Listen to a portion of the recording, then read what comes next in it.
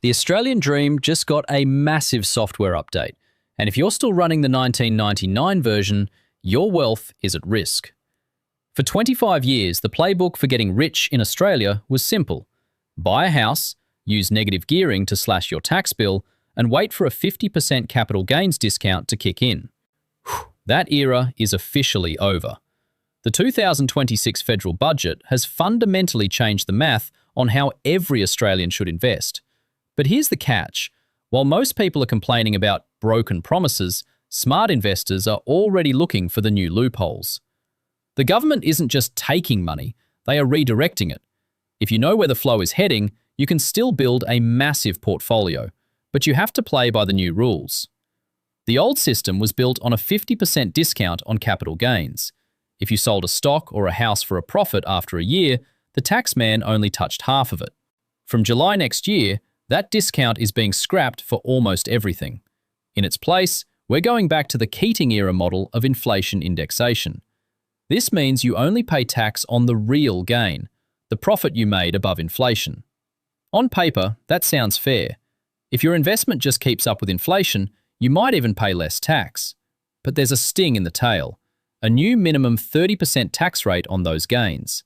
If you're a high-growth investor or a crypto trader, the days of easy 50% discounts are gone. You need to run the numbers now because your after-tax profit just got a lot smaller. Then there's the big one, negative gearing. For decades, it was the favourite child of the Australian property market. You could lose money on a rental property and use that loss to pay less tax on your 9-to-5 salary. Not anymore. From July next year, negative gearing is being restricted strictly to new builds. If you buy an existing home after budget night and it runs at a loss, you can't use that loss to lower your income tax anymore. You have to carry those losses forward and only use them against future rent or the eventual sale of that specific property. This is a massive behavioural shift. It's designed to stop investors from bidding up old houses and force them into building new ones.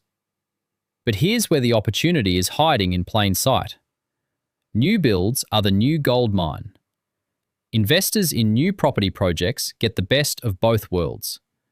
They can still negatively gear against their wages, and when they sell, they can choose between the old 50% discount or the new inflation-adjusted model. If you're looking to invest in property, the government is practically begging you to become a developer or buy off the plan. Property developers are already licking their lips because the demand for new construction is about to skyrocket. However, there is a massive roadblock. Australia has a crushing labour shortage, and we don't have enough builders to meet this new demand. This means construction costs are likely to stay high, and the net gain of houses might only be around 30,000 over 10 years. For investors, this creates a supply-demand squeeze that could actually keep prices elevated even as the tax benefits for old homes fade. Wealthy families are also feeling the heat through discretionary trusts. Traditionally, trusts were used like a funnel to distribute income to family members in lower tax brackets. From July 2028, that funnel gets a 30% tax gate. The trustee will have to pay a minimum 30% tax up front. If you're using a trust to pay for a retiree's lifestyle or a child's education, you might find that those non-refundable tax credits are suddenly a lot less useful. This brings us to a major insight. The humble company structure is making a comeback. Historically, companies weren't great for holding growth assets because they didn't get the CGT discount. But if the discount is gone for everyone else anyway, the company tax rate of 25% to 30% suddenly looks very competitive. You get to control when you distribute profits and benefit from franking credits.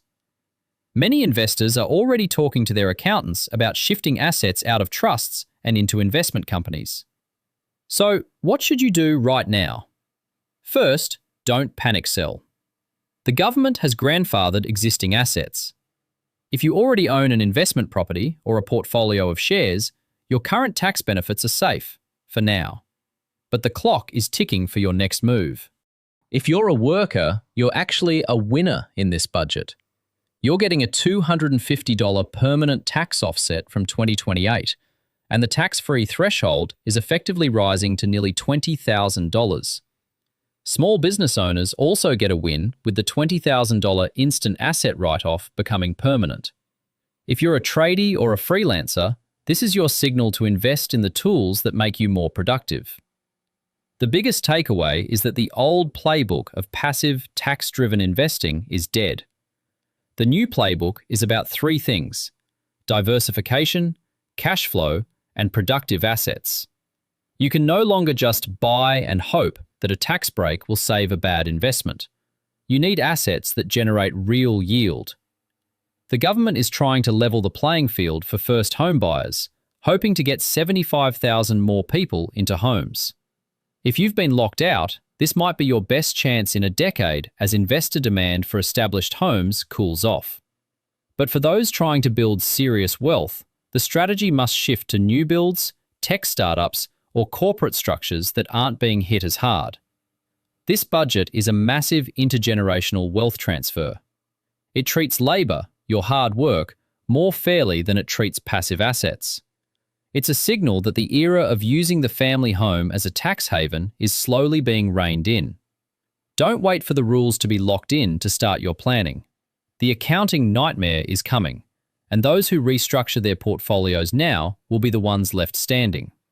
Whether you're looking at investment bonds, debt recycling into shares, or off-the-plan apartments, the game has changed. The rules of money in Australia just got rewritten.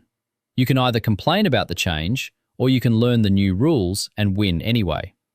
If this breakdown helped you navigate the 2026 budget maze, make sure to hit that subscribe button and turn on notifications. Thanks for watching. Now go get to work on that new playbook.